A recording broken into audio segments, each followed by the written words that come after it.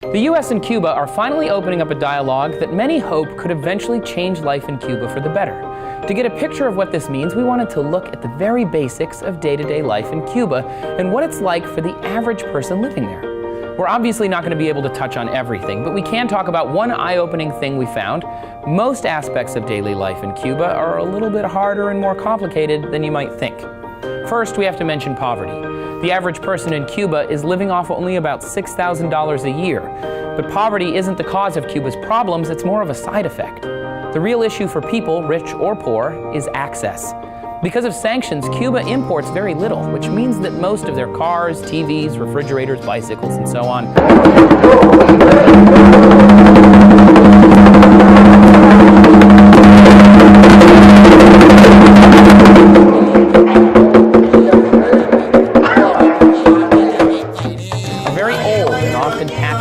from other spare parts. Very little that's new makes its way to Cuba, so most of their belongings are both irreplaceable and in some form of disrepair.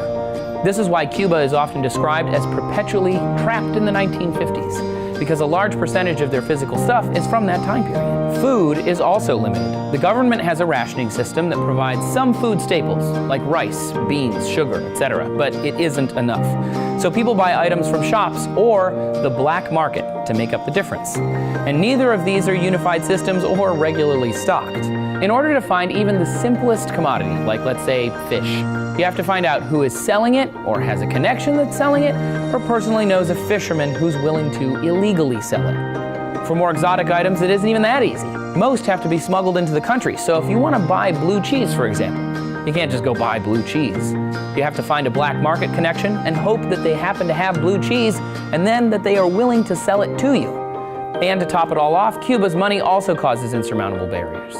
Cuba has two forms of currency, the CUC and the CUP. The CUC is what tourists are given when they convert their foreign currency into Cuban money.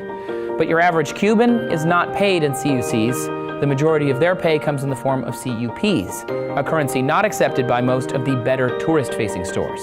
So not only are you limited in the types of stuff you can buy and the types of foods you can get, you're also excluded from the better shops by the type of currency you carry. Limited access is at the center of day-to-day life in Cuba. The hope is that opening up a dialogue with the US will lead to lifted sanctions and a freer flow of products, food, and currency. Some see this as the only way to change day-to-day life in Cuba.